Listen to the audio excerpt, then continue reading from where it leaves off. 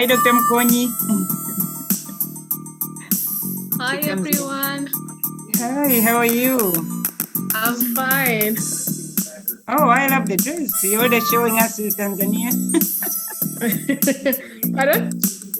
No, I said I love the dress. I see the colors. I said you want to show us to Tanzania now. Yes. Oh. Yes, I can see that. I have my student and another colleague who used to be my student. I think you have seen really? Bree. Remember Bree? I might have. I'm bad with names, I must admit, but I'll recall face. No, because remember she came with me for medical mission and she was doing postpartum hemorrhage. Wave your hand, Bree. Yeah.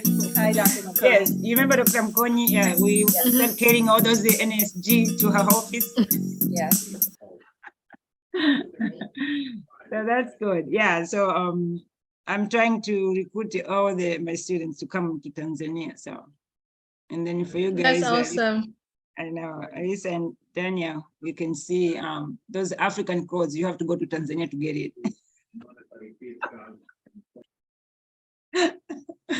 Bree has gotten few. I know.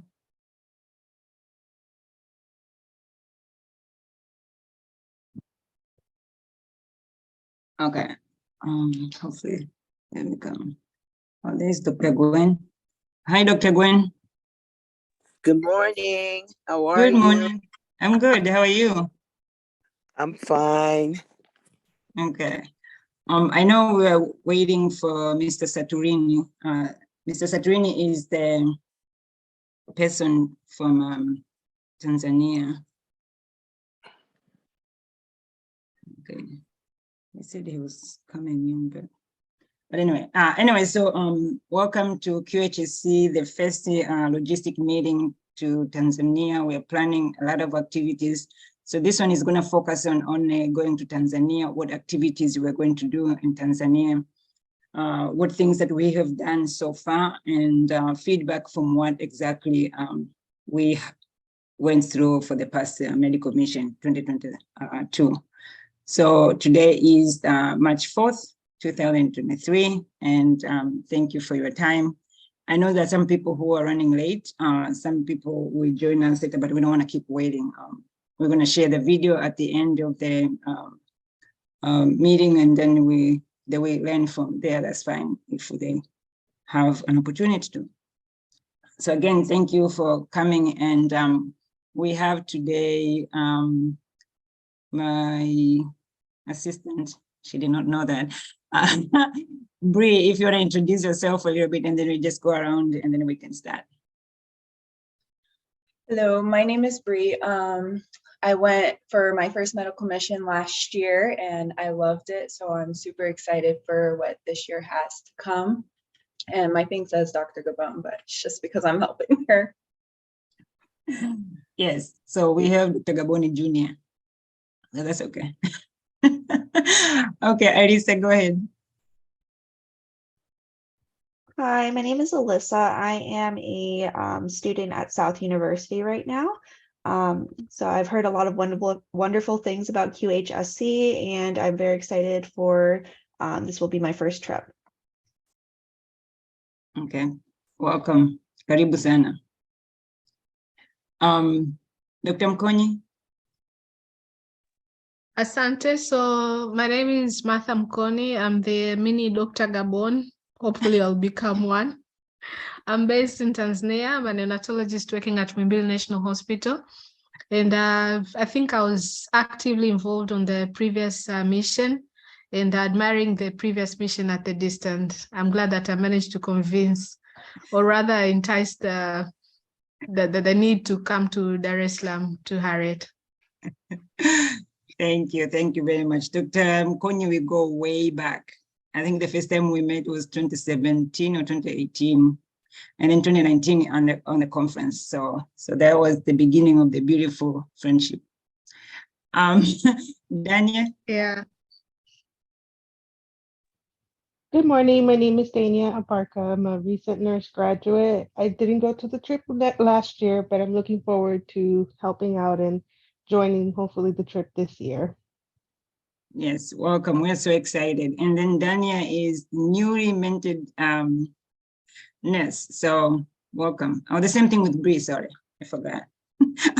To Bree, I think Bree has been a nurse for like 5 years now. Dog's years. But yeah, so Dania, congratulations, and we welcome to the medical mission preparation, and we'll be honored if you are able to come, and the same thing for Elisa. We'll be honored to have new blood, new fresh ideas to help us with the medical mission. So thank you. Mr. Siakabe. Good morning, everybody. I am Parant Qhsc Akabe. Habari za mchana Daktari Mkoni. How are you, Dr. Nzuri.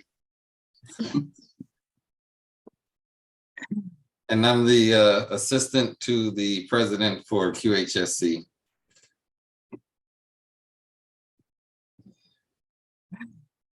You're too much. Okay.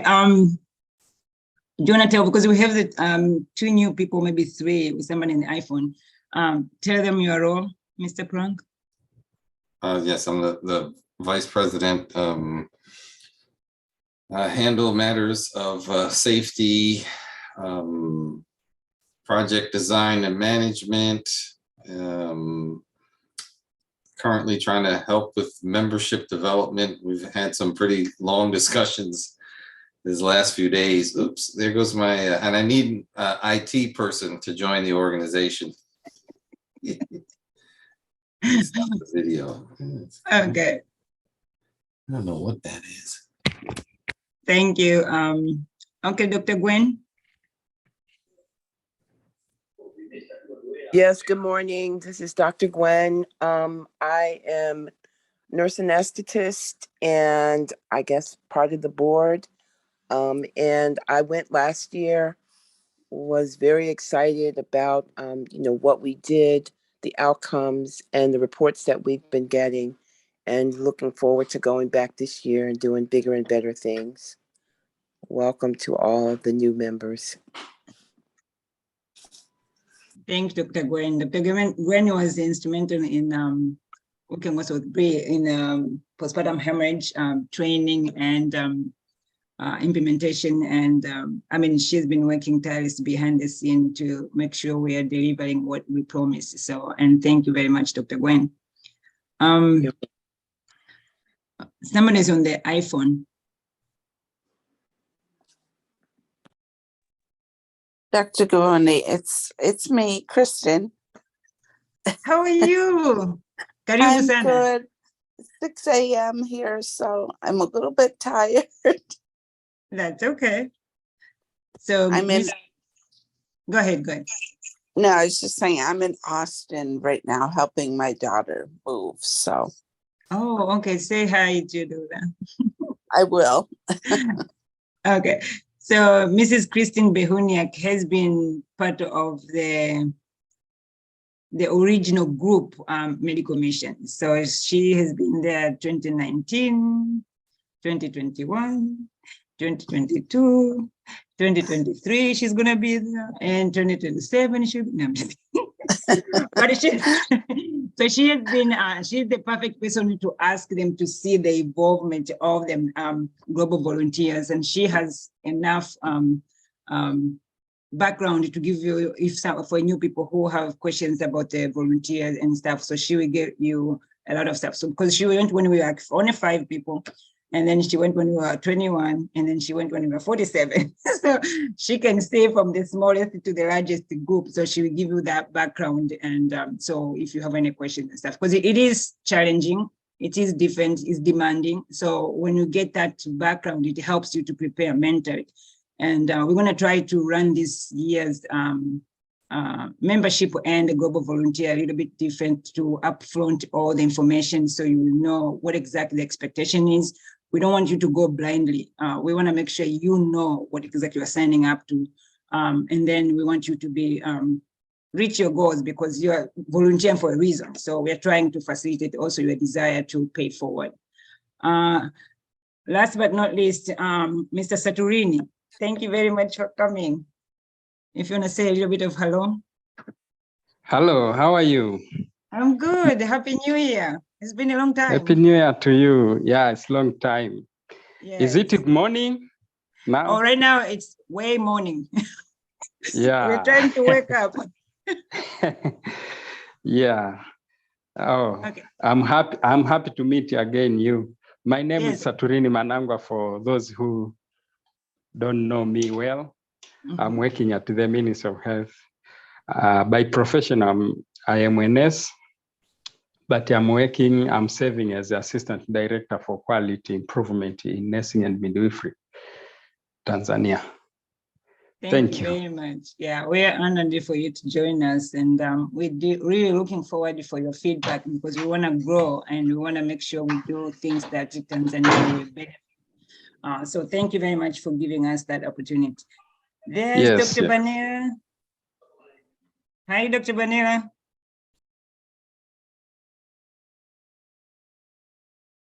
Hello.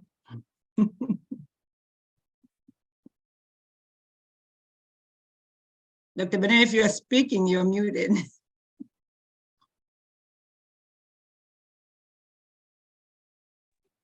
Hello. Hey, hi, how are you? I'm fine. Sorry for joining late. I'm Dr. Benela from Mananyamala Hospital. I'm happy to join the group in the new year.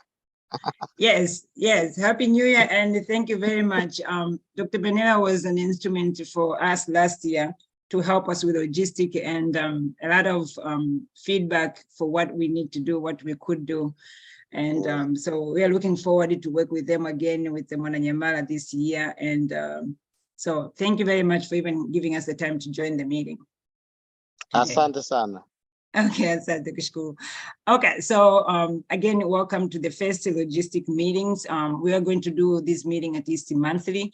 The reason for this year we're doing monthly instead of weekly, at least we have some foundation of what things we should be doing in Tanzania, and a lot of legal works and logistic works were planted last year. So now at least we have contact of points, and then our very own Mr. Saturini is here. So it's going to at least give us the background of things that we could do to enhance our project and then reach more people in Tanzania.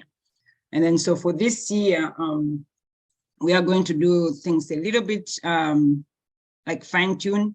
We're going to focus our energy definitely of getting into the hospital and provide those training and then consultations, and actually talking to the nurses and the doctors as they provided that care, because we are there as just consulting and trainers to be able to find things that they're struggling with every single day as they provide the care. So that's the part which we didn't do last year, because last year we were going just to do like a massive training, and we were in one location and teach people in and out. And then the second week we did a little bit, but it was not as much.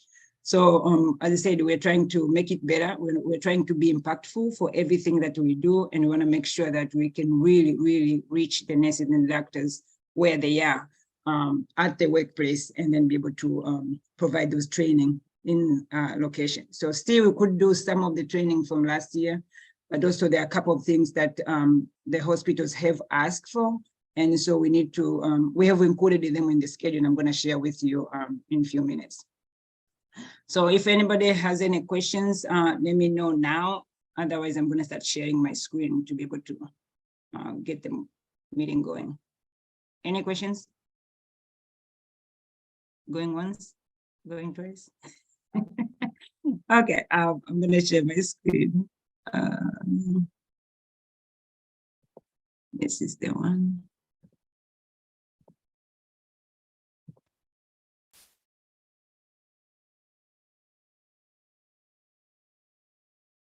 I'm assuming everybody can see my the meeting agenda. Yes. Okay, thank you. So we do have an agenda, a very simple agenda today. We don't have that many things to discuss, but at least those few things area we're going to focus our energy. I know Mr. Jones could have been here and give us the prayer Anyone who wants to give us a prayer so we can start this meeting in a good note? Anybody?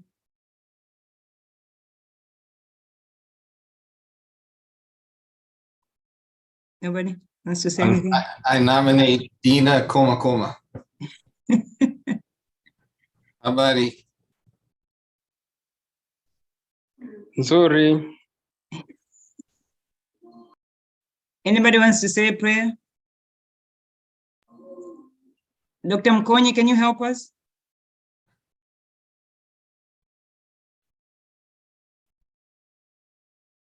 Yes, I can. Thank you. Do I have any specific language? You can language of your choice, anything. Let us pray. Thank you. Our Heavenly Father, we thank you for this opportunity. You have been gracious to us and you have blessed us in various ways. We thank you for the med commission that we did last year. It was successful and we were able in one way to help Tanzanian doctors and nurses to do their work better, and so are the school teachers.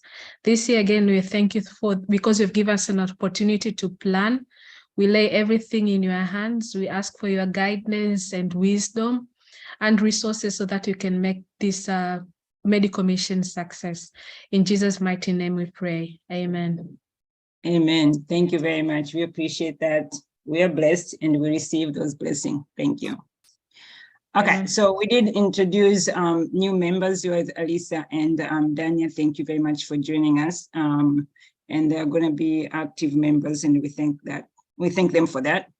And then so from now on, the organization email is going to be the info Dr. Gaboni Qhsc. So this is all the communication for the organization. And then so all the membership, all the global volunteers feedback is going to be given through that email. So before that, we were just doing Dr. Gaboni Qhsc, but now we are growing. So we want to put all this information to the centralized area. So, and all the executive team, we have access to that information, which means that the response is going to be a little bit faster to everybody who is using that email or have any questions. So the same thing if we have conferences and stuff, we're going to use that email. So and if the executive team will see the feedback and then they'll be able to respond quickly.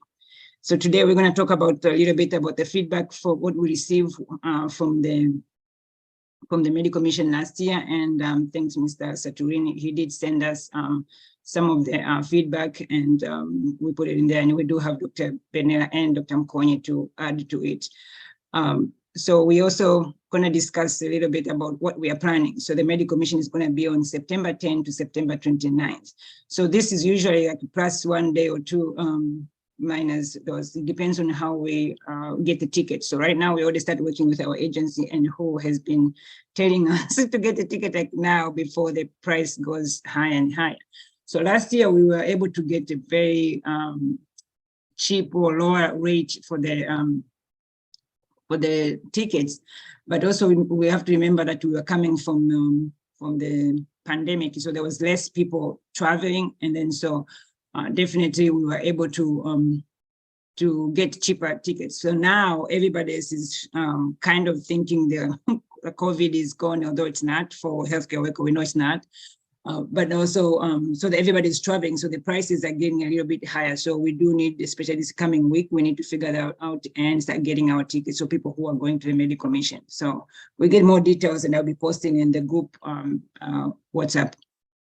We're going to share what the activities have been planned for this year and the leaders for those activities. And we're still work in progress. So when we're getting the global volunteers, then we direct them to say, we have these projects, and then this is where we are going to go this year. So when people are signing up, they know for sure, either I'm signing for vision, I'm signing for nutrition, I'm signing for school, I'm signing for going to the hospital. So they know for sure what exactly it is. And then we tell them the timeline of how long we're going to be there, and then and what exactly we're going to be doing when we're there.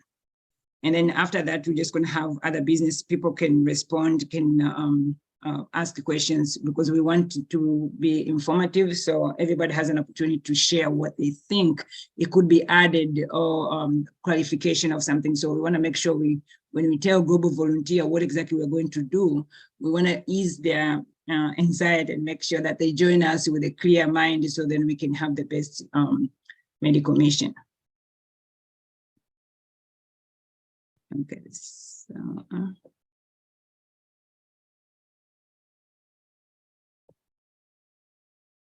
as I said, thank you, Dr. Mkoni, for the prayers. And then we've done those introduction in the beginning. I'm not sure if there's anybody else who came new.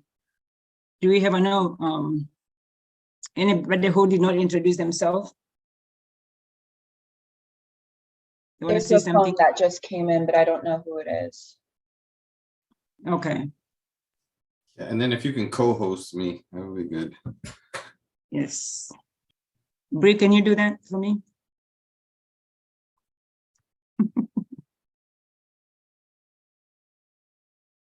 Okay, let me do that quick. Am I doing it or you want me to do it? I'm going to do it quick. Okay.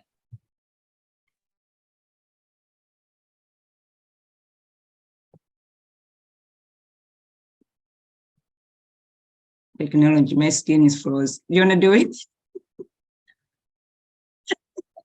Okay, yes, give me a second. It's always happened like that. I don't understand why it's my screen froze. This one. Get it?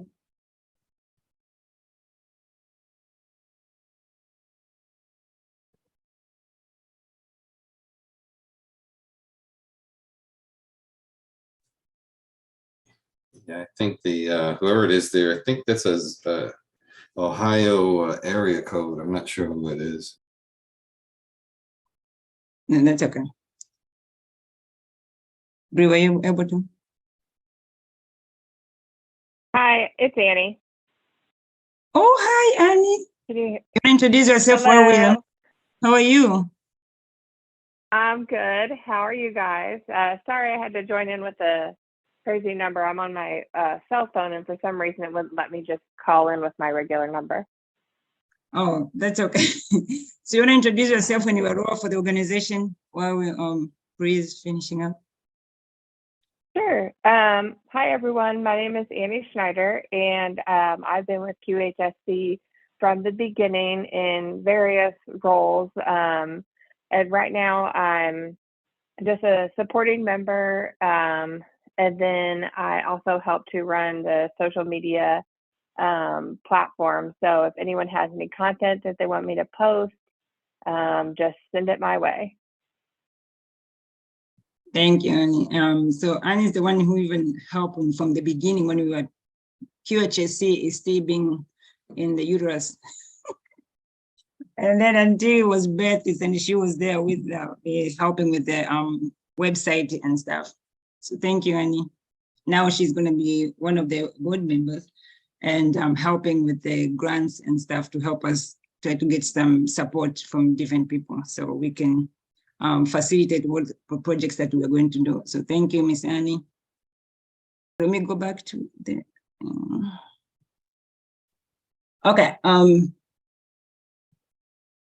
So we already discussed about the email for the organization. Is all the communication, we go through that. And then afterwards become consistent. You see this at the website, the YouTube, Facebook, or the Instagram and stuff. So that is the email. It's going to be an official email for the organization. So after a while, then people will get to know that all our advertisement and stuff, it's going to have that. All the emails, signature for the executive team are going to have that email. So then when the communications, I mean, somebody needs to attend to some of the communication, then they'll be able to access that part. Okay, so we're getting to the feedback now. So this is the part that I'm going to show you the feedback, and I'm going to let Mr. Saturini go over it. Mr. Saturini?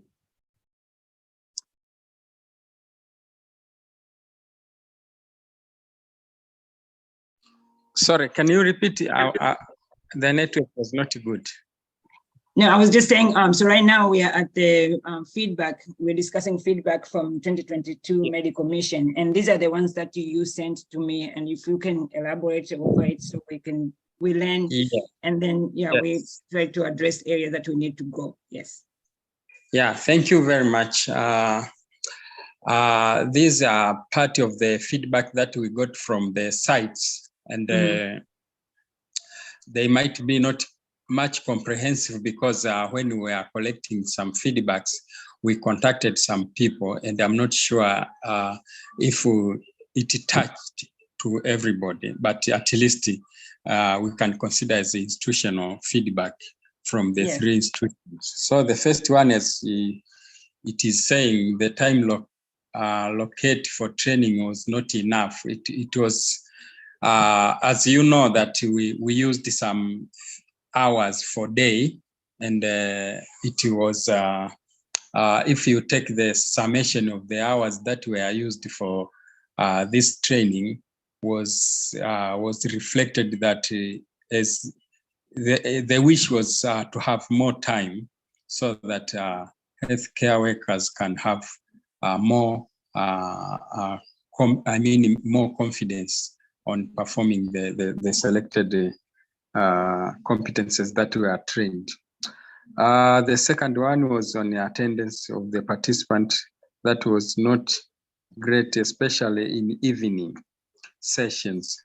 Second, not motivated, and due to the fact that the afternoon services are not good for adult learning. So as you know that when it gets after the noon, most of people become, they don't concentrate much. So it was looked that if you compare the morning session and the evening are not as much effective as the morning sessions.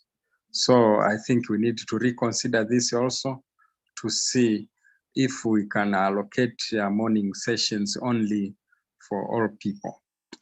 The third was about venue that was used. It was not friendly due to the fact that the two different sessions were going together, HBB and HMS. Because I was not there anyway, but it seems the venue were not friendly, I think, with the space, but also the condition of the venue in relation to learning. So unfortunately, I was not there physically, but I think we can discuss on this, especially for the team who was fully engaged during training. The last one was in knowledge and skills. Those who worked on the labor ward have adequate knowledge compared to other, especially on the initial ventilation during HBB and fundal fundal massage during HMIS. So generally this was a comparison between people from labor ward and others. And I think because the labor ward people are more exposed much on these competences compared to other areas. And we recognize that in these big hospitals, we have a routine rotations of nurses from different units, especially for maternity. If you talk about maternity, we have some rotations with the people from antenatal, postnatal, and everything. But it looked like those who were in labor wards had more competence compared to those coming from other units. So also we need to consider this by looking at the background of the knowledges of our healthy workers in stratifying with the units on where area they work.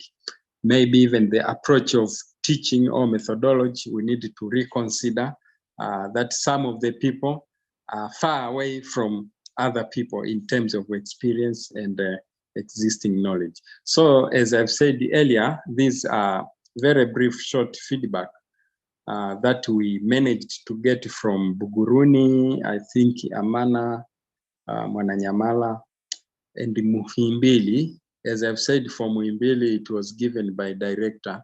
So maybe some of them might not be capturing comprehensively from the trainers and trainees perspectives. But however, because Dr. Mkonyi is here, Benella, we can chip in and add something.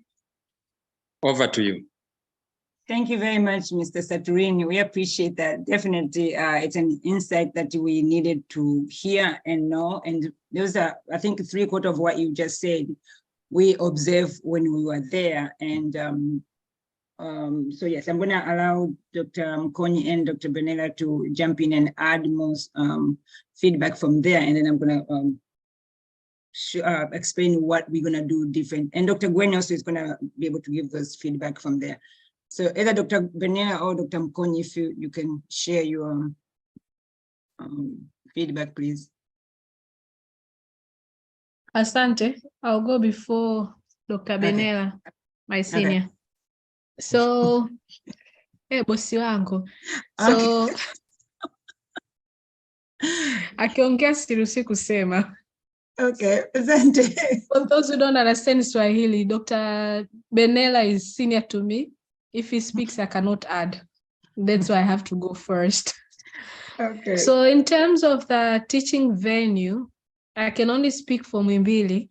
The same venue I've been using it for training. Unfortunately, I think at the time of training, the other small room that we could have used for breakout session, and it would have been ideal to be used for, like, for example, could break to HBB and then the other group could do a maternal PPH management, could not be used because of the other ongoing training.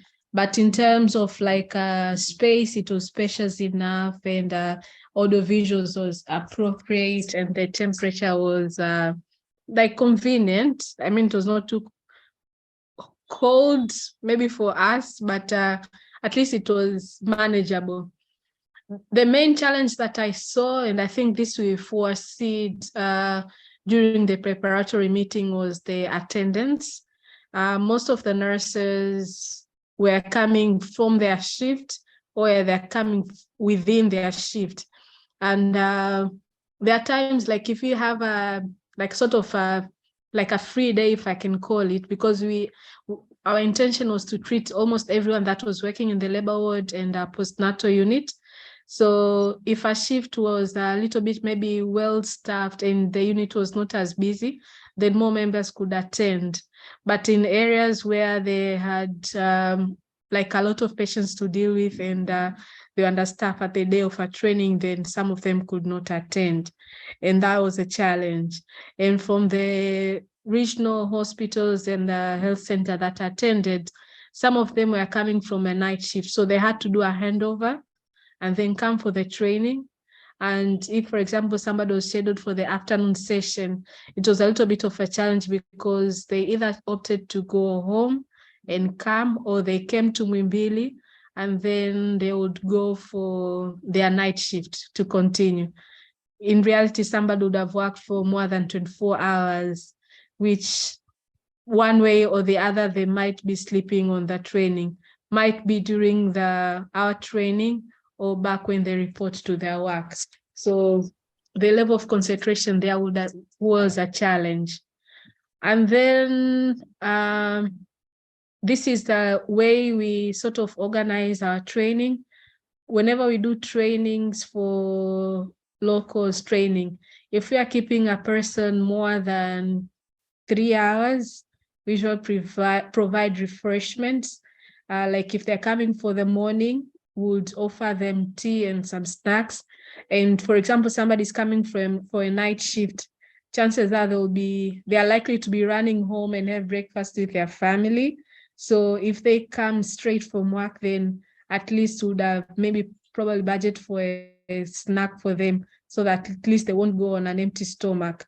It is an expected culture in Tanzania that when you do such a training, you would have a meal for the participant.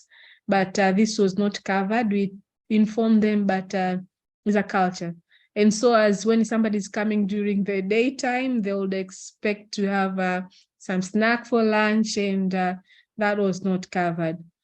For some that are doing like double jobs, a number of nurses and doctors as well, they are current volunteers. We have like what do you call it? Unemployment rate is high, if I'll start backwards, and therefore a lot of people are locum in different facilities. So there might be a locum at Muhimbili National Hospital and then a locum in another facility. So if they come and stay with you, that means for them they are losing an income. And our income is a little bit low, much as they are gaining knowledge. So it was a battle. Yes, I'm gaining, but at the end of the day, my family is going to suffer at the end of the month. So sometimes the government, when it's organizing such training, especially for lower cadres, they don't offer whatever they will earn in a day, but some sort of a compensation, because they will not be working at that particular time and moment, and that one would compensate for whatever they should have earned. So that is what I saw. And we tried, that's the positive thing, we tried as much as we could to follow the existing curriculum. Example, the HBB is something that we are using, and using the same curriculum of what we were doing, it's a lot way easier. We had translators. I know some of the colleagues that visited, they are fluent in English, and some of them were Swahili speakers. And since majority of workers are fluent in Swahili and not so much into English, much as they would understand. So whenever we had a Swahili speaker in the session, it was easy for them to ask questions, and it was clarified as well. Like, you'll say it in English, clarify it in English, but once you say it in Swahili, in the local language, people grasp it better and they'll be easy to ask questions. The interactions becomes a lot easier. And I think it was also friendly. It was not like, I did not see like classes we know and you don't, and we're here to show you kind of situation, which is something that we have experienced with other colleagues and partners that are coming to Tanzania. And I think, I don't know what you did on the background. I think you did prepare the team that was coming. There's always an issue of a culture crash. You know, like you are used to a certain way of doing things in US, and we are used to a certain way of doing things. And we use different items, different technology, and none of it is superior to the other. And when people are prepared to appreciate the cultural difference and live within learning and friendship, and like a sharing of knowledge becomes a lot way easier. And this is something that we saw in the previous training. And I think I'll also argue encourage the team members that are going to come to prepare that one. I've been coordinating some training, not in this forum. And that is one of the things that we usually stress, that people should have an idea of different culture and different existing guidelines, and none is superior to the other, because you might have somebody from Germany have a different guideline, US a different guideline, UK a different guideline, Tanzania a different guideline, and which one to follow? You have to follow the local ones, even if it is still under review, whatever that is existing that you need to follow. And yes, a little bit of hiccups at the airport. I remember I had to make some few calls to have things delivered, change of management that have been in Muhimbili, for example. So yeah, a lot of things really happened. I had some good time. I made new friends, some new development also have started. So yeah, so that is basically what I wanted to say. Asante. That is the worth of response. Thank you very much. You touched all the area that we really needed to know, and the insight of what exactly happened. And I said a lot of stuff we have observed again. I'm going to let Mr. Siakabe had his hand raised, and then we go to Dr. Benel after that. Mr. Siakabe? No, I don't have anything. That's all right. Thank you. Oh, I saw your hand raised. Sorry. But anyway, no, that's okay. So I'm gonna let Dr. Benel respond first, and then comment on Dr. Mkonye's response. Dr. Benina? Thank you, teams, and I would like to thank you, Dr. Mkonye and Sachurini. Actually, Dr. Mkonye, she said I'm the boss, so that whatever she speaks, I can't speak before her. That's not okay. Thank you, Dr. Mkonye. I think her comments is comprehensive. It covered a lot. Maybe some of it I had not thought about it. We tried to arrange for the transport for our staff here from Mananyamala to Muimbili in the morning and in the afternoon.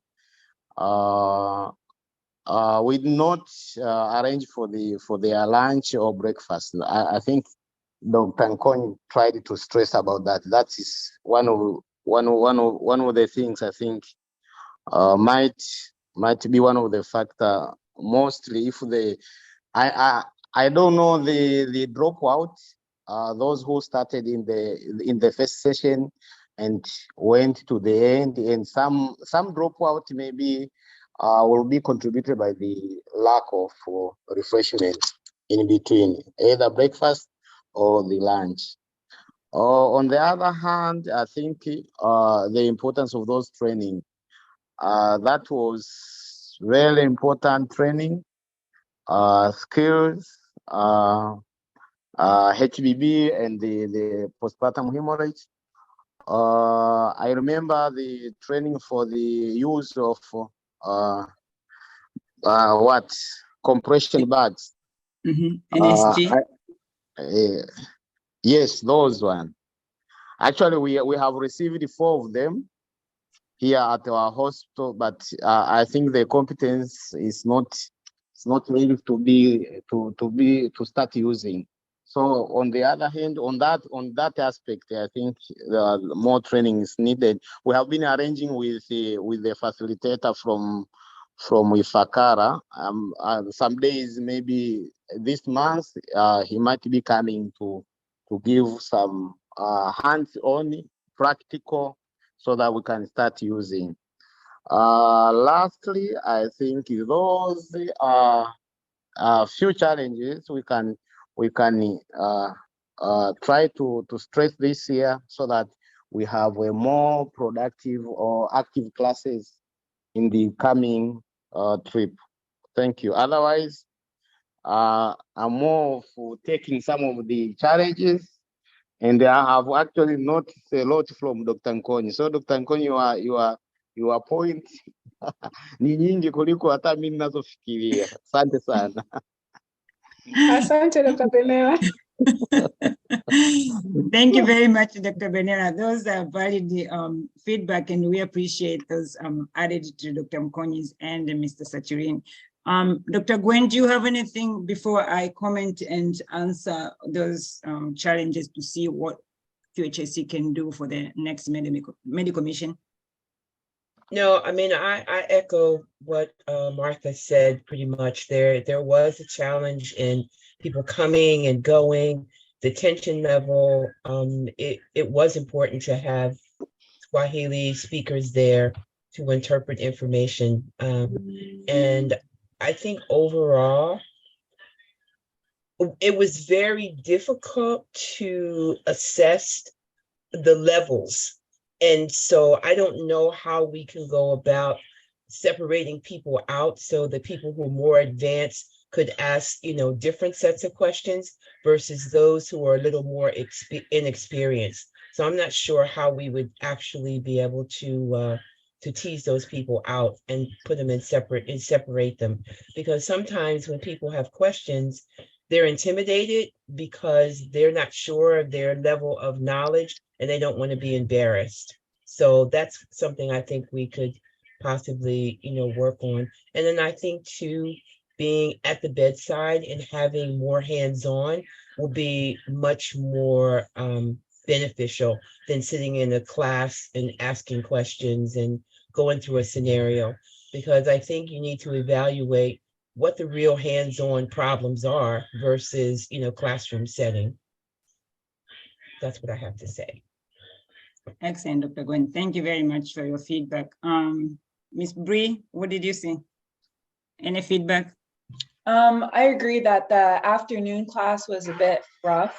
That we had less show up. I'm happy that they have for NASGs, but I would like them to use them because it could potentially save a life. So would like them to utilize them more. Okay. That's it. Okay, that's it. Mrs. Christine Behuniak.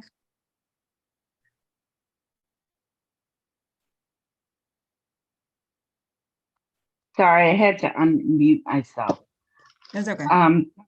The only, I guess my biggest thing would be with the culture.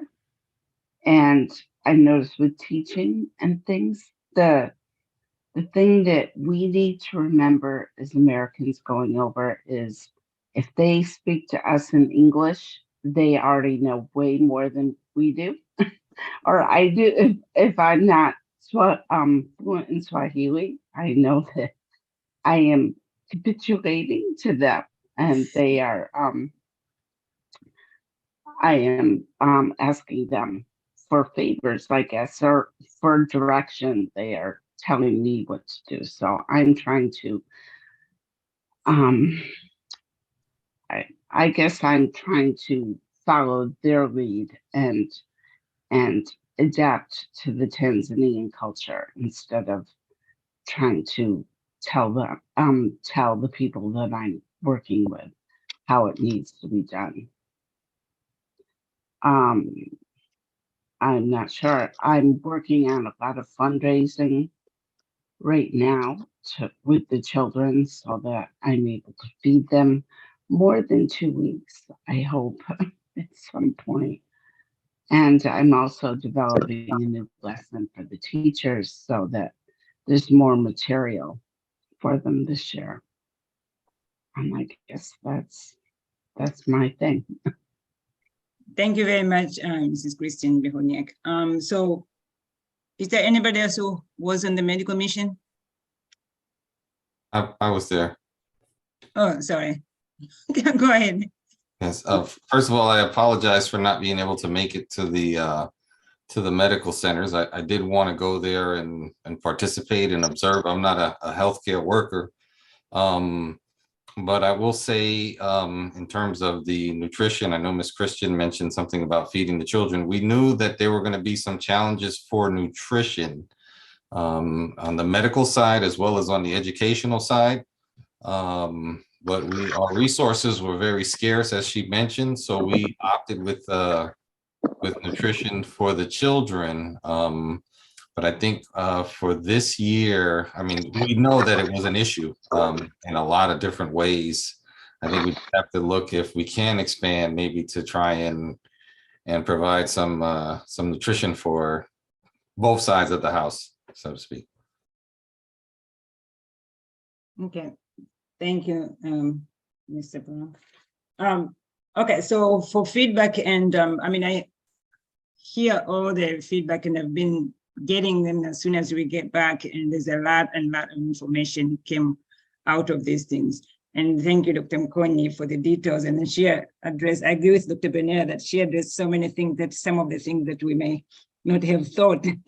But so to respond to that, the challenge for food. So yes, we are still as a young organization, and we are, oh, I'm sorry, somebody's raising a hand on the iPhone. I think that's Ms. Kristen. Oh, Ms. Kristen, do you have something to say? Yes, No, go ahead. that's me. I was actually speaking with another nutritionist this year, not Ms. Teresa. Okay. But she brought up the idea is like Mr. Frank just said, as far as nutrition on both sides, in the adults as well as the children. And she brought up the fact that if we want to make the nutrition lesson really hit home and last, that we should look at the adults instead, and not instead, but as well.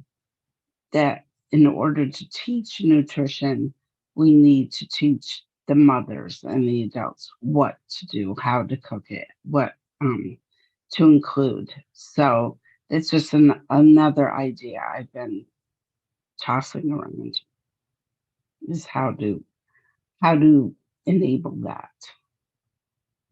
So are you saying like the parents or the teachers? Yes, if that's possible, I'd love to have a day to include or to allow mothers to come in. If the school was amenable to that, they were able to allow that.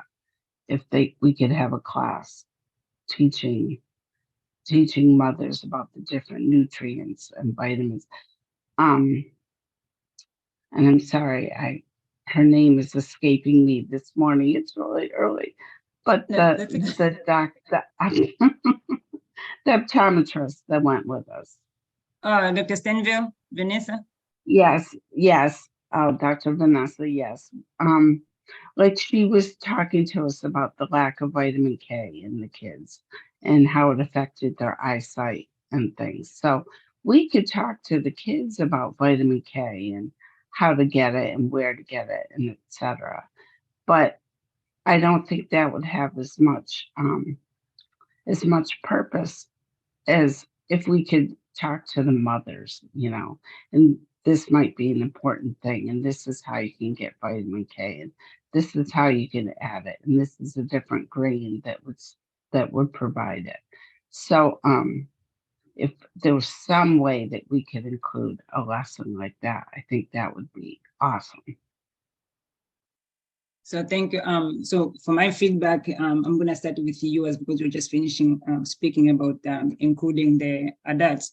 So that will be also expanding the program to reach the community. So it's possible, but we have to make the logistic arrangement with the school and permission and make sure we are allowed to do that, which day is better.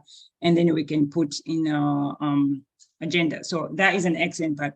We were going to, I know I'm ahead myself, we are going to do a community outreach, including the vision screening for adults. So we were thinking of getting the parents there for the vision screening at school. So if that's the case, then if we have an opportunity to do two things at that time, they go and do the screening, and then we host maybe multiple short classes to talk to the parents in general, because some kids are just being raised by the fathers also, so the fathers might need to hear those part. If they come for vision screening, then we can use that opportunity to that. But we can have more details with that and make sure how long we can keep them in school and how many sessions we can do per day, and then put it in our schedule, because that's already also in the works to address the vision screening. Because when we did the vision last year, almost 47% of the adults who came for vision screening had vision problem or impairment, a fancy word. So if we already have them to come to school, then we can utilize that opportunity, but we need to ask the school and make sure it's okay to have another class and host them a little bit longer at school for how many days we are allowed to, and then we can be able to plan accordingly. So that's a great idea. And a great addition. And that's what makes sense of this meeting follow-up, to make sure we address those issues to making the program better. So thank you, Mrs. Christine Pehunian. Okay, so let me go back to what Dr. Mkonyi said, Dr. Benera, Dr. Gwen, Bree, and Mr. Puranka and Mrs. Christine about the school. About the hospital and the training. So food. Let's start with food. So food was a challenge to provide us for snack for the attendees. It's expected, yes, if somebody stays there at least 2 to 3 hours, then at least you give them something. But then yes, we are based and we're working as volunteers. All the global volunteers pay their way, every single penny. So it becomes a challenge for us to be able to provide that part. That's one side. Yes, we are continuing to pray and we'll continue to work so hard and try to find those sponsors or corporate sponsors who wants to support our medical mission. And eventually when we are able to, definitely offering snacks or tea is not going to be an issue if we have the resources to be able to provide for that. And I understand if people who are working nights, and then I understand people who are going to work at during the day, it's hard to get them out of the unit. So definitely we're trying to do the training in the morning. It is, in fact, advisable, yes, to do training in the morning because the majority of people are still awake and stuff. And I agree with Mr. Saturini that once you give, people are looking for lunch, and after they eat lunch, more like it's hard to come back. Yes, but we were trying to reach the massive group, and we were able to do morning and afternoon sessions to try and accommodate the number of the people in there. And that is the catalyst of what we're going to do this medical mission, because we knew that teaching at a massive area may not be conducive or reaching far as what we wanted because of being just in the training center. We are used as clinical practice. We want to be in the hospital. And that's why the medical mission now for this year, it's going to be in individual hospital, even if we are teaching the same thing. So we're going to have a small group, which will address Dr. Gwen's concern that different level of learners. So yes, people are going to be afraid to ask the question. If I think I'm sitting in the group with the doctors here, I'm going to be afraid. Or I'm a doctor, the nurse is asking a great question. I don't want to say anything else. We don't want to shame anybody else. We are there to learn. And then so we want people to learn. We have to create that conducive learning environment. So I agree with you, being in the unit, work with 3-4 people at the same time, teach similar content, and then assess the level of understanding, it will be beneficial. And people, usually when you have a small group, they're apt to ask the questions, even if it's as basic as it can be. We want to reach the person who is have just an initial learning and the clinical skills versus the person who is an expert. We want to reach all of them. So having small group in the unit in the area that they're comfortable with is going to be more productive. And that's why this medical mission is just going to be in individual hospital. I'm going to show you the schedule shortly. Individual hospital addressing those issues to make sure we are reaching every single person in different levels. So that will be addressed easily for the next medical mission. Another one is the challenges for the languages. Interpreters, yes, we try to pair with the interpreter, and we ask our local global volunteers to help us be able to, help us with the translation. So yes, we had a list of number of people. Unfortunately, some of the people did not show up for whatever the reason is or challenges they are facing. Some people have some emergencies. So we are left with probably a couple of volunteers without interpreter, or we had to share the interpreter in between. So yes, that presents a lot of challenges, but I still encourage our global volunteers to go and with the intention of teaching. And then if we get the interpreter next to you, definitely, yeah. If not, then there are some people who are able to speak English. It might not be as fluent, we just slow down and make sure they can understand you, and be okay if they say, oh, can you repeat that? Or what does that mean? It's because probably the name or the word, they've never heard it, or the pronunciation may be different. So we have to be able to be patient and be able to learn. And I believe anybody who is volunteering have that in them, because you know you're going to practice in a different cultural environment. So there are so many things that we have to be able to adjust. And I believe we had some discussion before, and I agree with Dr. Mkoni that yes, that is usually the lesson plan for people who are traveling. We're going to have more this group at this time. And thank you to Dr. Gwen, also help with the global volunteer guide to say things that they need to prepare ahead of time. And of course, the acculturation is the big deal. And you're going to teach somebody in their own language, their own environment. So we have to adapt those things. So that means to just give us more logistic and preparation, and then to prepare our volunteers so they will be ready in day one when they get there. So those are challenges taken, and we're going to include and fine tune our process to make sure we prepare the volunteers who are well versed to these challenges and adaptations. Yes, we try to use the guidelines for the local, and that's why we always ask our colleague in Tanzania, can you give me what you are using right now for postpartum hemorrhage? Can you give me what you're using for Help Baby Breathe?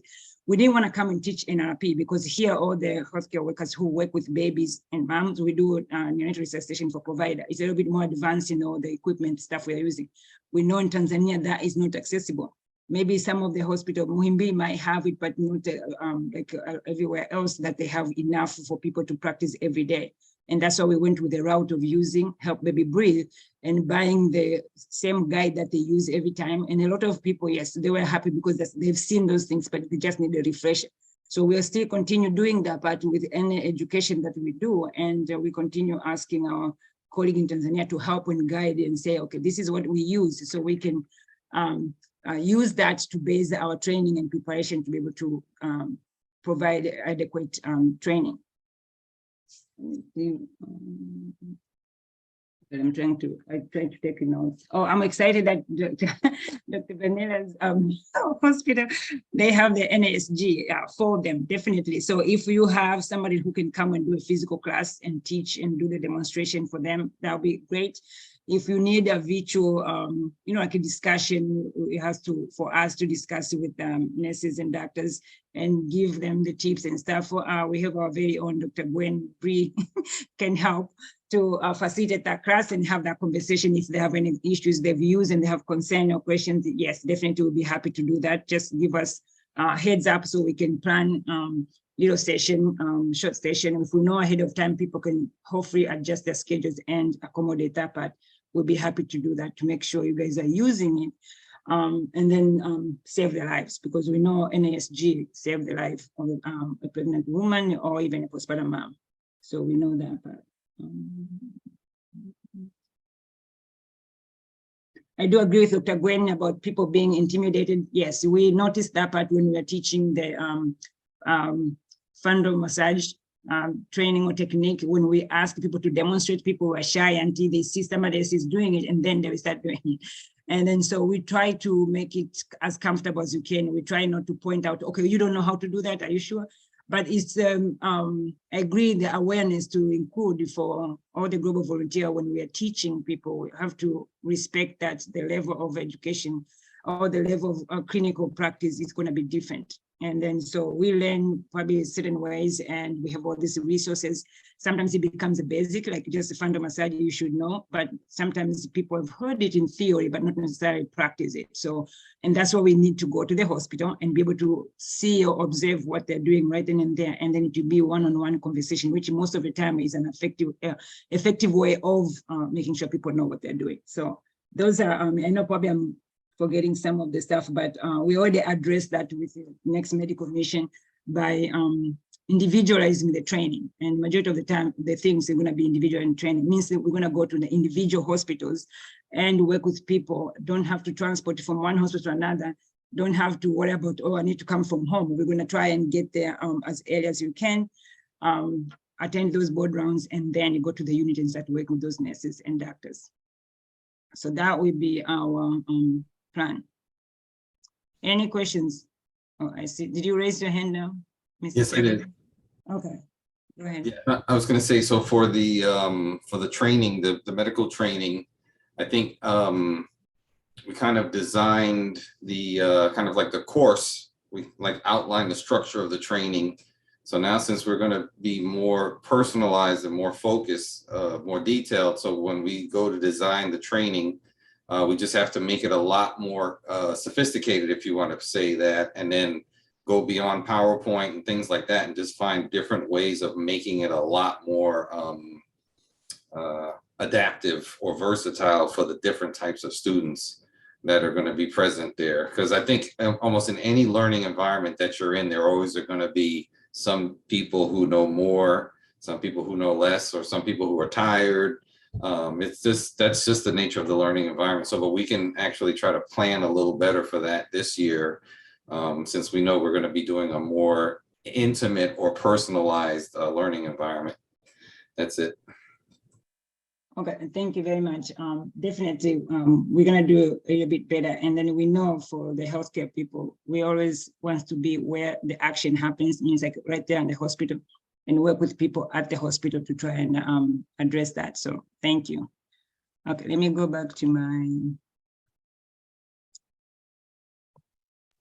okay. So we had this feedback. Oh, and then real quick too, Dr. Gwen mentioned the clinical component, so we can think about throwing that into the classroom aspect as well. I don't know how that would work, but like learn something, then maybe some kind of hands-on, or get feedback on the reality of how things are working in the clinical setting. Yeah, so right now, more likely we're not going to do like lecture style. This is just going to be a clinical application. That's it. Like you're right there with it soon. If we have like a cheat sheet, like one handoff page, okay, this is what we do for postpartum hemorrhage, you do for this. Okay, so go ahead, let's go and do practice that part. So it's going to be a handoff. There are a couple of things probably what Dr. Benella, I'm going to share what Dr. Benella was asking. Yeah, those are going to be like in the lecture style because you have to have a group of people and discuss things that are non-clinical stuff. Yes, those are still going to be in the lecture style, but all the healthcare stuff are going to be hands-on. So there's no like PowerPoint of all these things. No, we're just going to be hands-on. Things are going to be written down, what we're going to be discussed and teaching, but still it's going to be hands-on. Nakubali. Want people to practice, yeah. Okay, let me go back to what I wanted to say here. I would just like to say, I think that potentially all the needs may be different at each of the facilities. And so therefore, I think that each facility should give us a rundown or list of things that they experience in their facilities, and then we can hone on those, you know what I mean? Hone on helping them to increase their level of care. Yes, so rather than doing a blanketed program, we're going to, if we're going to specific hospitals, to identify what the needs are at those specific hospitals and then help them, you know, increase their standard of care. Yes, so we do have that, Dr. Gwen, and I'm going to share in a few minutes what they're asking for the next medical mission. Yes. I was just going to finish the feedback first. And then lastly, what Dr. Sambichaka did go to Tanzania and visited one of the hospitals, specifically Mwananyamala.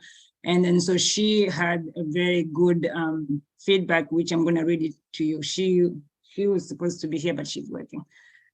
So she said, in response to some of the questions asked in the meeting, I mean, I did stop at Mwananyamala for few hours last month, which this was previous month. The nurses appreciate the PPH knowledge from the training. They told me they believe they were able to save a woman's life a couple of weeks before my visit because of the lesson learned from the training. So kudos to you all. They were asking when they will get the NSG. Then she didn't have the answer, but they all shared a better education for mother and thermoregulation and preventing NICU admission for hypothermia. So also those are good things that to hear, because we then that help us to understand that, okay, if we are doing training, it's what they want versus what we think they need. And that's why we always keep talking to them. And that lead me to my next points. So for coming for 2023, Dr. Benella did give me a list. I sent the list to different group of individuals, each hospital, for them to tell me exactly what their priorities, and then how can we address those things? Because we're going to probably choose 2 or 3 things to be able to focus on. So from Mwananyamala, definitely it's neonatal care, and they want to be the best practice in the neonatal in the area. Of course, we're happy to hear that, and we have so many pediatricians and neonatologists who are willing to come and work with you guys. So thank you very much, Dr. Benella. So critical ICU care and emergency care. And then so definitely we're trying to recruit the people in those areas. We do have for the OB people and ICU nurses. So we're still working on it. And once we have a number of people, once we finish recruiting, which is going to end at the end of April, it started March 1st. So end of April, we know how many ICU nurses or doctors we have, how many critical care physicians and nurses we have, and then we try to address specifically. We're going to dig deep. What exactly do you want specifically on those areas, so then we can focus and make sure we try to find things that you are able to access, resources you have at that moment, so be able to address those things. Point number 3, which we noticed last time when we were there, and Dr. Sambichaka and Dr. Guido were able to provide those training for patient safety, quality of care, and professionalism. And then definitely those are the lecture style presentations. So we are definitely could do that for that hospital. If another hospital wants the same thing, then because we have an opportunity to do that, then yes, we can do an hour, 2 hours of while we are there. and do those training and have the chance to talk to people right then and there to try and improve, because you can have clinical competence in every employee there, but the problem is if you have focus is not patient safety, people are expert, they can sit on the corner with the expertise, and then patient is going to be suffering. So they need to know the quality of care and the professionalism, how to carry themselves as a healthcare worker, and how can you impact the patient's safety. So all those things we're going to be happy to address, and I'm still waiting for other hospitals to give me the same Bible so we can follow it when we are finalizing our training. And then another thing was just emergency department, and then so address all those emergency care or responses, your rapid response or code. We have a lot of expert in these areas, so we are going to drill down, since we're going to be in the unit, what we can discuss maybe in the morning and in the afternoon. Can we do a drill to try and assess the knowledge or knowledge transfer or clinical practice transfer? So we can do those things without any problem. So Dr. Banera, your wish will be granted.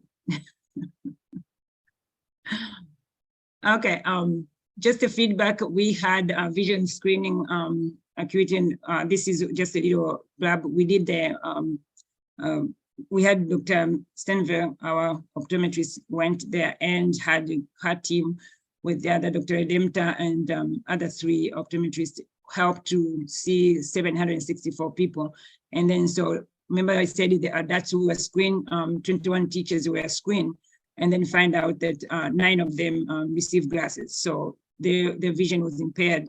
And then so there were other 3 people who had other issues. So if you had those numbers, we went to 47% of the people who were, so it's almost like half of the adults were there, they had vision issues. And some people have never had a visit to their optometrist. So those are the areas that this medical mission, we are going to focus on community outreach and go to the adult clinic, vision impairment clinics to try and address that part. And Dr. Stenover is working very hard with Dr. Redempta to make sure we can get those logistic and permission to those areas and then go and do that. And we know for the kids, yes, there is a bigger group number for kids, but we had only 9% of the kids receive the glasses. Yeah, 9% looks small compared to the adults, but still we want to make sure the kids can see, so then to prepare them for the future. And then of course, for the board members who came, and after hearing that we are doing that to the children, so 7 of them came, so 4 of them received glasses. So that's more than half.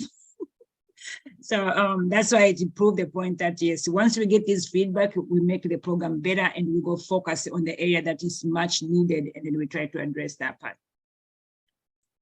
And then of course, this is just a summary. We already shared it before, but I know it's a busy slide, but it's a lot of stuff that we did. And those are all the programs that we did: Help Baby Breathe, postpartum hemorrhage, vision screening, burn and wound care, thermoregulation, sports for school, and nutrition and hydration for school, dental hygiene and hand washing for school, arts and crafts for school. And then the pediatricians came to school, and the last day they were able to see 30 kids who were identified by the school that they needed being checked out. So then they were able, and some of the kids who had infections on their ears and had like a heart murmur and stuff. So follow-up care was done, and thanks to Dr. Msambichak and Dr. Ngido with all the physician team who went there, and Dr. Rina, who went there and provide that assessment to these kids and provided care.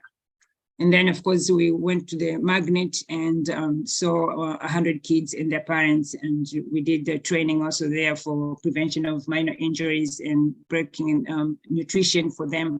And so it was a letter, those are things that the magnet group asked for it. Okay, any question about the feedback before I can quickly share this, the schedule for and things we need to do for this medical mission?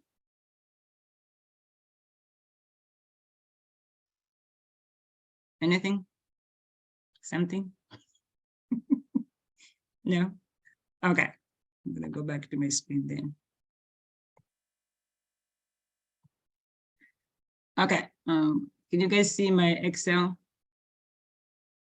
It might be bigger, but. Yes.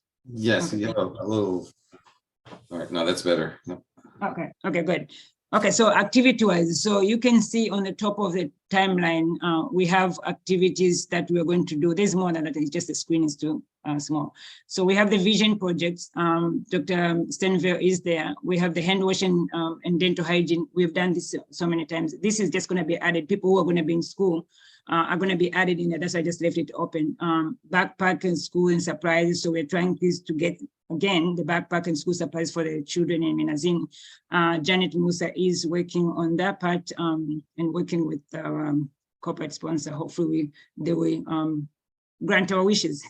Nutrition and feeding, Mrs. Christine Behuniak, Ms. Leah Philpo also is already in that group, and then we're gonna need 2 more people to come and help. And now if we're gonna expand this program or add more work to this program, we might need those 2 people to help and work with Mrs. Christine Behuniak to be able to address those lessons.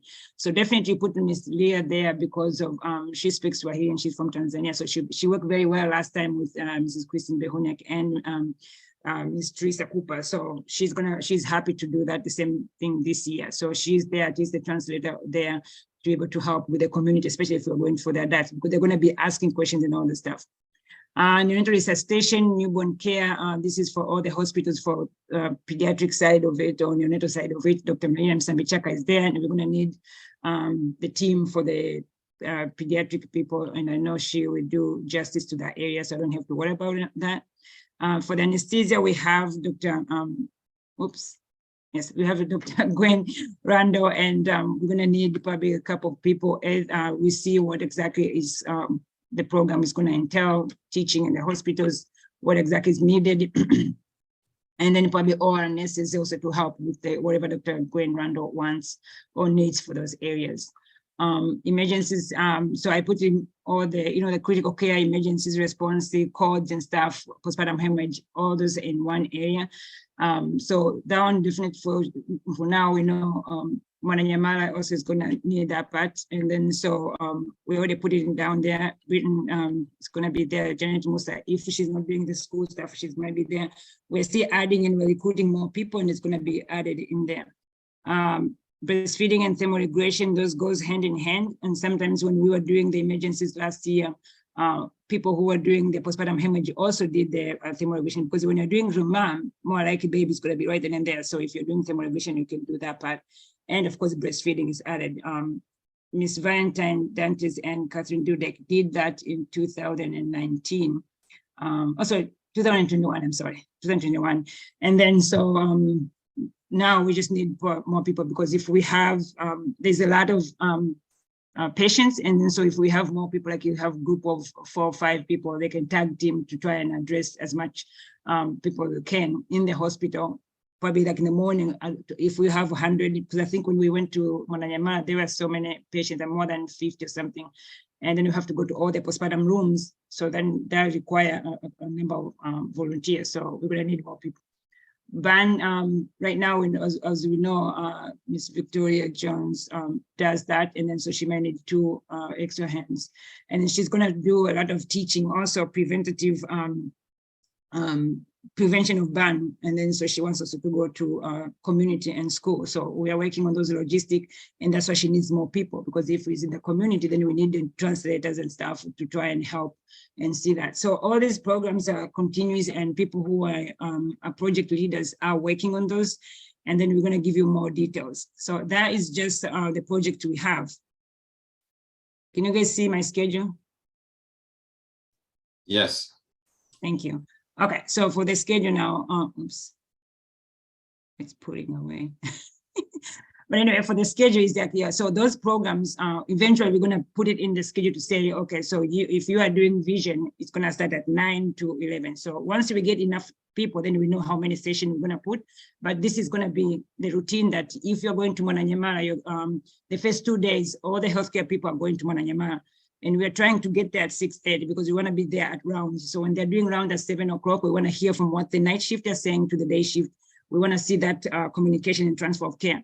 And then from there, we start doing the training according to what Dr. Benera is going to tell us, what schedule things that we can do, and we share what we can prepare for those times. So if there's a going around with the nurses and doctors, distribute, because if the group is bigger, then we can put in groups. So we have like maybe in each group, we have 2 people, the global volunteer, and then 2 translators or people from local. So we don't want to have 2, like a group of 10 people walking around with the unit. No, that's too much.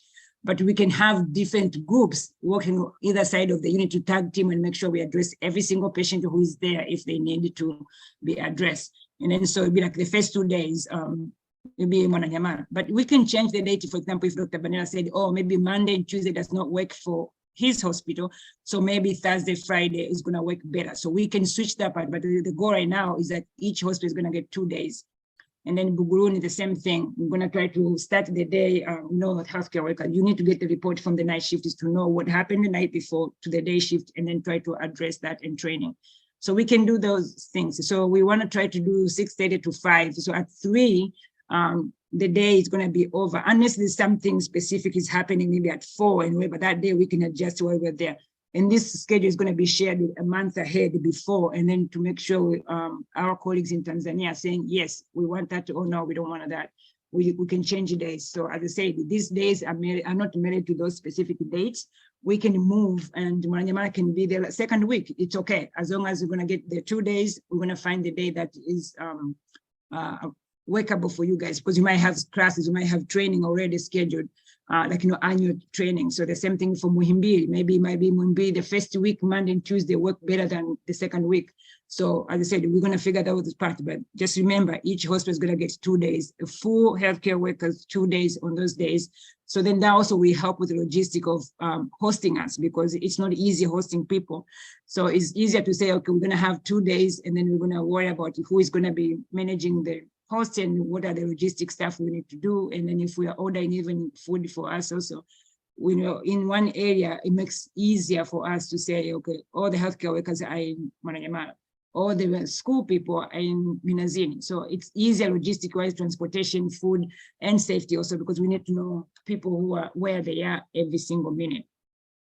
And as I said, our plan right now is to start at 6:30 for the healthcare worker and finish at 3.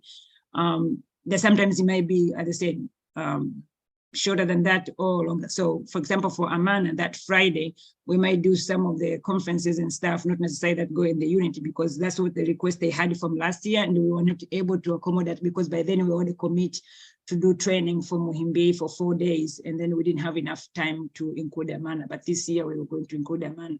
And they wanted like lecture style presentation and stuff and discussion, so people have time to ask a question. So we're still working on that part. And then after that, in the afternoon, then the global volunteers will get ready and then go and relax. So najua Tanzania tunasema kazi na dawa. So if you work so hard for 5 days, we need to rest. So Saturday and Sunday, people need to go and see upepo wa bahari. Anyway, when we come back on Monday, we go back to the hospital that we went on Friday, and then and be there the whole day, and then Muhimbili. And then so the healthcare workers also, they can go the last Thursday and then do whatever the healthcare worker thing is. But even if maybe the healthcare people, individuals who might be involved or want to be involved in the nutrition for those community days, to talk to the parents, also be there in the community portion part, we can rearrange that. We're going to be able to, by the time this schedule is done, we're going to have actual names. You're going to be here Monday and Tuesday, you're going to be here Thursday and Friday, you're going to be here where. So everybody's going to know that part. And then, so if we arrive on Sunday and then have our 8-9 days of volunteering, so the last day, the 22nd, is the downtime. So I know people want to go and kununua viungo, all spices and stuff like that. So yes, we might have the downtime time, and then be able to do shopping and try to do that. And then the 23rd, it will be our departure time going back to our homeland. Any questions? A recommendation. Yes. Is Daktari Mkoni Timu thermal regulation?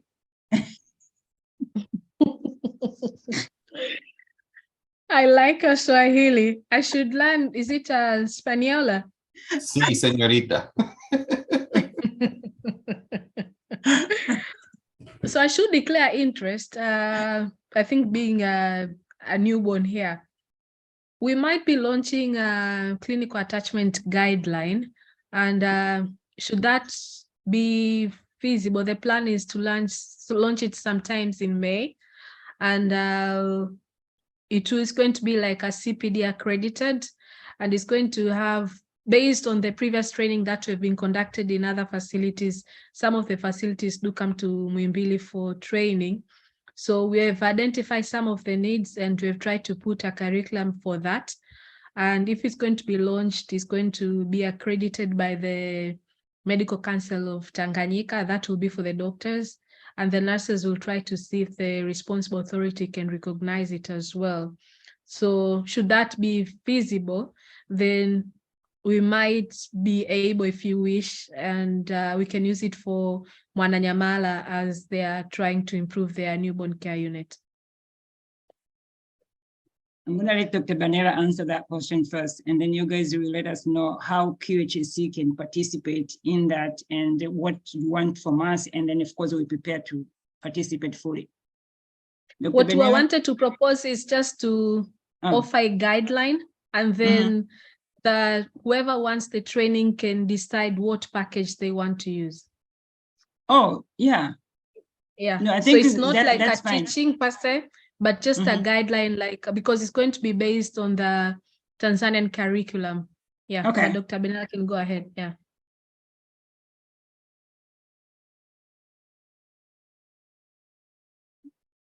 Dr. Benella, are you there? Is he hiding?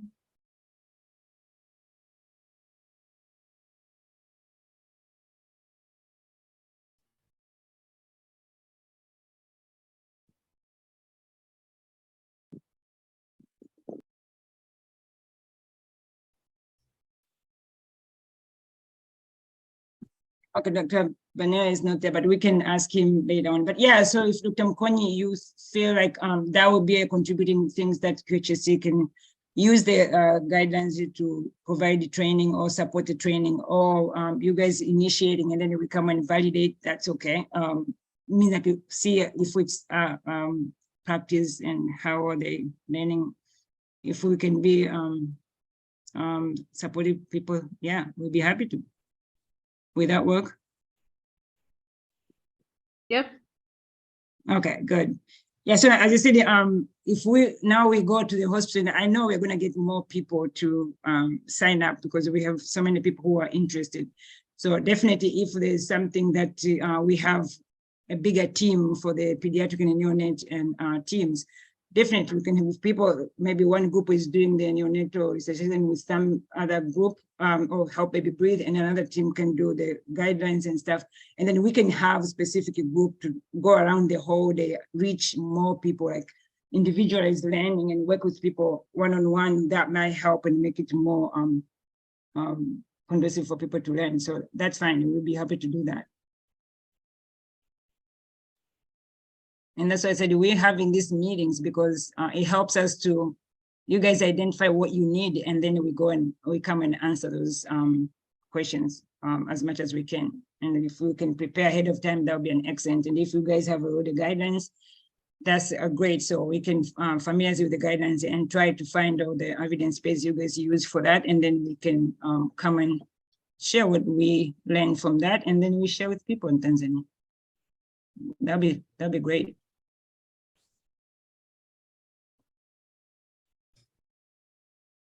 Okay, I think probably Dr. Banera, maybe he's not there. I was going to recommend too, for the hospital section, we could include, I'm not sure how we're going to plug it in, but the refreshment, because we don't have that right now. So we just have to make sure we make a note of that. And I think Buguruni did something last year. So it's just good to like Dr. Mkonyi said, to start that conversation. She actually put it in the group chat, try to start that conversation early and see if we can coordinate with the different centers. No, I agree. Yeah, when you have like a conference style training, definitely refreshes are expected. People likes to get up and drink and water or whatever, yes. Having discussion early works. And if you're referring to the Buguruni, Buguruni is the one who offered the meal for the volunteers and the people who are working with the volunteers. So, so that was great. People who came to for the training once they offer the food, and then they were able to share food with us also. So yes, we're going to have to start talking about early on, and also for us who are dependent in donations. So it's hard sometimes if we don't have enough money to pay for even the equipment you're going to use. It's hard to go and buy food and start getting people to eat versus buying the monitor that is going to save a baby's life. So sometimes if we're limited resources, we're going to have to choose a life-saving measure versus refreshment. But I agree with you, anybody who goes to training, they do like to have refreshment. Maybe the least we can do is water, or working with the hospitals, and the hospital can provide something, and then if we are able, then we can supplement to whatever is left. But I don't want to promise it because I don't have the money, or the organization does not have the money as of yet. But we still want to provide those training and stuff. But yes, having conversation, start a conversation early on. And that's why once they start giving, the hospital give us the training guide or Bible, I call it, it's just something that they need. Then we can say how long this is going to take. Okay, if it's individualized, 5-10 minutes for each person, great. If it's in a group, 2 hours or whatever, then we need to, as soon as people comes in, coffee, tea, water, that's fine, with mandazi or vitumbua. And then that way may help with that, and then see what is the cost. But we don't want to commit for something that we don't have the funds for yet. I think Okay. my suggestion would have been, as you've said, to communicate with the hospitals, because I think we do training in other parts as well, like you become a resourceful person, and then the hospital should be able to manage its participants in terms of refreshment. I think that's why it was probably for Bruni, and other facilities should be able to be done like that. Perfect. So that's what I said. I mean, I think, thank you, Dr. Mkondo. That's why I think more communication is going to be probably offline with the leaders on each hospitals. And when we start sharing, okay, these are the things that we are going to do per your request. And then, so if we are doing this time close to lunchtime, are we going to offer this? Or we are doing this for conference style, are we going to offer something, you know, like, yeah. So we make those recommendation and the requests way ahead of time to manage it. And as I said, now is because it's individual as a hospital, is going to think the conversation is going to be a little bit easier than before, because before it was like, okay, the people coming from each hospital, nobody wants to own it.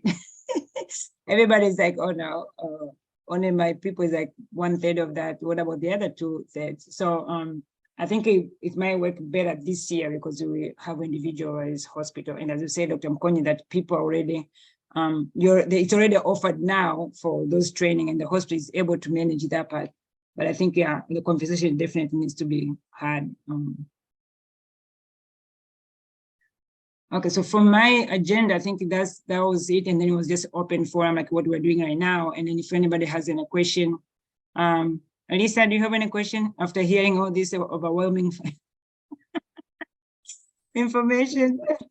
I'm okay so far. I've heard, I knew a lot about the planning process from last year with Bree. So I'm getting there. I'm following along. Okay, good. We're not scaring you yet, right? Okay, good. Leah, do you want to say anything? Leah?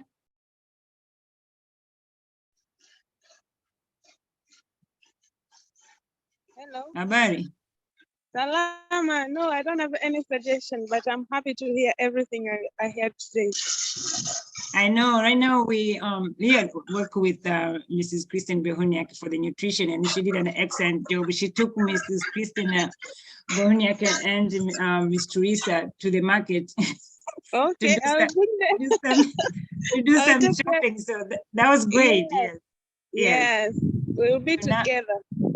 Now, tunashukuru sana. Yes, we're trying to make the nutrition program a little bit bigger than last time, and we're starting early, and we're going to share more details in individual group preparation, just to see what exactly is expected in there, and how far do we want to take it. I know Mrs. Christine Behuniak, her goal is to feed the children more than 2 weeks. So I'm praying that God will hear her request and grant it, and get more people to donate more money so we'll be able to feed those children, because you guys have you could have seen those faces day one when the children were able to eat. Just make the reason that why we are doing this part. So thank you for working with her. And we're gonna continue. Thank you so much. Yes, you're welcome. Guys, any other discussion, questions?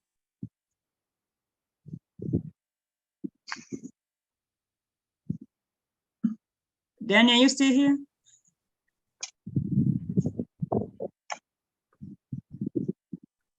No?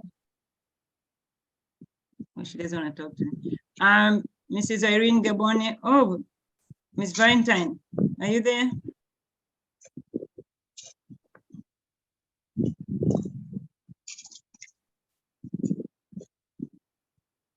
Nobody wants to say anything, I know. But anyway, so if there's nothing, as I said, we have a lot of work to do. And we are going to communicate and share what as we continue. And then, so right now, the priority at least for this coming week is to get people becoming members and getting global volunteers. So we did open the volunteering process from March 1st to end of April. And then, so we want by then, people who are going to Tanzania so we can make those arrangements. As I said, this coming week is going to be sharing information about the airfare. And then we need to book as areas we can, because the area we do it, the better prices we have. Because that, remember, the time is just ending summer, yes, but also now people everywhere, they want to travel. So the prices they're not the same as last year. And if we make arrangements now, so usually individual people will be able to like do those pay plan like a slowly monthly, so it doesn't hit you as much to pay just one at lump sum. And a lot of places are able to do that, or use your credit card or something like that. So whatever the arrangement you can make ahead of time, that would be helpful. And then so we can secure those places. And then the more we know how many people are going, the easier it will be logistically on the other side to say, okay, Dr. Penera, we have 15, 20 people coming to you for 2 days, and this is the expectation. Or Dr. Mkonyi, there's 4 or 5 people coming Monday, and then maybe 10 people coming Tuesday to do whatever is needed. And then so the logistic purpose part also, it's going to be worked out, and they know how many people are coming to the hospital. So that is great, and that's what we are planning. And Dr. Mkonyi, if you have a list of things, including that guidelines, you said you're talking about the curriculum you're working now, if there's something specific you think will be beneficial or you guys need right now, from compared to what I've spoken about, like the emergencies and stuff that we're doing for Mwananyamala, if you can let us know, that would be great. So when we're identifying areas that people are coming, let's say we get somebody who is on a postpartum hemorrhage expert area, and then there's no point of me sending her or him to Muhimbili if Muhimbili are not learning anything about postpartum hemorrhage. So we can utilize them from somewhere else. So those are the things that we need to know each hospital wants, and then so we can address that. Okay, so I'll talk with my colleagues and see what we can work on. But Okay. one thing that I know that we are planning to do is the pain management, and that is for the whole of general pediatrics, general peds, burn unit, and newborn unit. Okay. It's something that has been on a pipeline, so it's something also we can work with. But I will discuss with my head of unit as well in department. Okay, perfect. Just let us know. And then so that could be included. So when you're saying that curriculum and the pain management, is this in place of the Help Baby Breathe and postpartum hemorrhage, or in addition to? Okay, so the curriculum part is like almost on its final stage. Yeah. And it's going to be accredited by the ministry and the Medical Council of Tanganyika. Yes. And then it's something that is going to be used countrywide to train other newborn care units to establish their unit. Oh, okay. The pain management is something that we see is lacking in our care. And Yes. we are thinking of developing SOP and train our providers to identify pain, grade it, and offer appropriate care. So it's more of a quality improvement area in that area. That is something that quickly came into my mind, but I will discuss further with my colleagues. They might have a better insight of what needs to be done in the hospital. Okay, no, that's good, because also when the pediatric units here, they do have different scales of assessing. So then it's used as a guide to make an objective assessment for everybody. And then, yeah, so that is great idea if they're using that in Tanzania. And once you find things that are going to be acceptable or used as a guide in Tanzania, just let us know, and it'll be easier to, when we're talking to people, then we know for sure what the expectation from Tanzania. So that'll be good. Yeah. Cool. And so the same thing also we're gonna expect from Bugurun is Dr. Dina Komakoma here. No, she's not. She was there one time, but she's not there.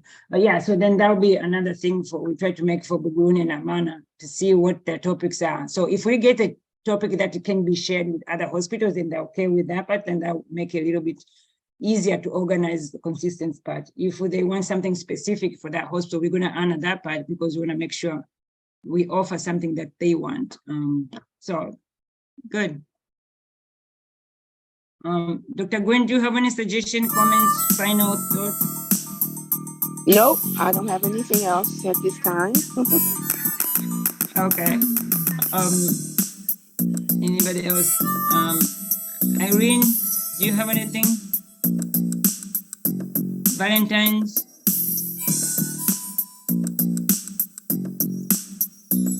And No, Annie? I'm happy for all the plans that you're planning for this coming year. And it looks like you did a great job from last medical mission. So great job. Oh, thank you. Dr. Gwen is looking for somebody who works in ambulatory and all the anesthesia stuff. So all that stuff. If you can find the nurses to recruit, that'll be great. I'll look into that. Yeah, thank you. Okay, anybody else? Annie?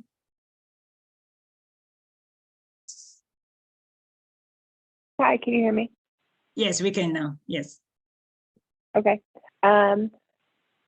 No additional thoughts. Just excited and looking forward to working on recruitment. Okay, cool. Are you going to Tanzania with us? I'll see. I'll put in the request. Okay, good. They're looking for, so all those emergency, you have experience in the emergency room and stuff. So you see Dr. Banana has a laundry list of things that he needs for emergencies, critical care, and triaging, you know, so all those stuff. And so we need your help, or you can recruit somebody and help us. Sounds good. Okay, good. Okay, guys, I don't want to keep you. I want to thank you again for everybody coming and share their ideas. And then I want to thank everybody who contributed, provided the feedback, because that's the only way we learn. We want to make sure we can provide the best care possible. We can plan effective training, so then whoever is receiving the training are benefited from that, and then we can follow it up to make sure we can address, follow up like what Dr. Bueno was asking. We wanted to see, okay, if we taught this part, how is it impacting the other side? Yes, we do have feedback from Dr. Sambichaka, but still we want to be able to see it and then improve, because our goal is to make sure the patient is safe. And by doing that is to instill effective clinical competencies for all the healthcare workers who touch the patients. So if we can do that, our job is done. I want to thank everybody who worked behind the scenes to prepare for this meeting. And now our meeting is over. And if Bree can put the guy picture, then everybody can say bye and wave bye. Maybe. Yes, we want everybody to come out the screen. Bye, guys. Yeah, thank you. Thank you for coming. I'll give you back your Saturday. Bye. Thank you. Thank you.